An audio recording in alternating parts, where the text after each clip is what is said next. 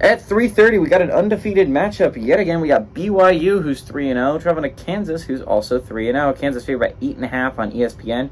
Caden Slovis has gone 55-90, thrown for 660 yards, 6 touchdowns to 1 interception. LJ Martin's had 45 carries for 195 yards and 2 touchdowns. And Isaac Rex has had 10 catches for 184 yards and a touchdown. Jalen Daniels for the Jayhawks has gone 42-56, thrown for 575 yards, 2 touchdowns to 1 interception. Devin Neal's had 40 carries for 303 yards and 5 touchdowns, and Lawrence Arnold's had 14 catches for 212 yards.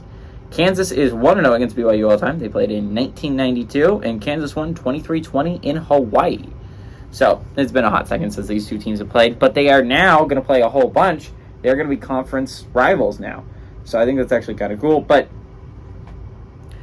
BYU's coming off a crazy win, right? They went down early by a decent amount against Arkansas. This was at Fayetteville. Like, you were on the road playing Arkansas. Arkansas was supposed to win that football game. I expected them to win this football game. BYU hadn't shown all that much on offense. To be fair, they were playing Sam Houston State week 1.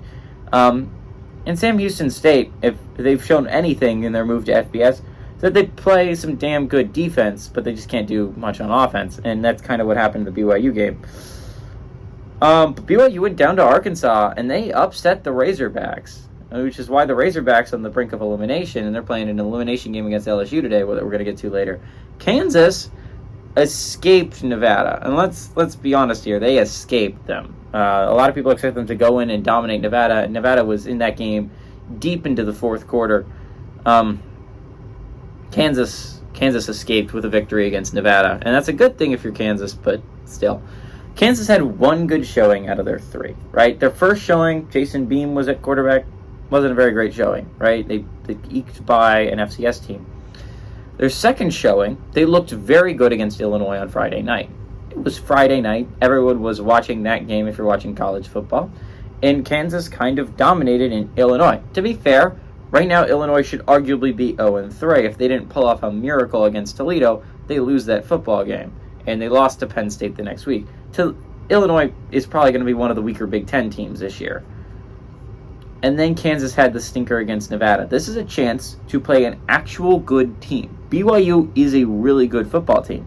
This is a chance to prove, if you're Kansas, that you're for real. Whoever wins this game, I think there's an argument for them to be in the top 25, because a lot of teams are going to lose this weekend. Some of them are going to be eliminated from playoff contention, and some teams are going to be sitting at 4-0 between these two. And I'm going to be honest, it could be interesting. BYU and Kansas both look like decent teams, especially if it's BYU. BYU that would then have a win over Kansas and Arkansas, both competent, good football teams. If I'm going to be honest, I like Kansas at home. I think Kansas is actually a much better football team. Sure, they got to put some things together, but Jalen Daniels is a legitimate Heisman contender when he's playing well. And I like Kansas to win at home, but I like BYU to cover. This should be a really close game.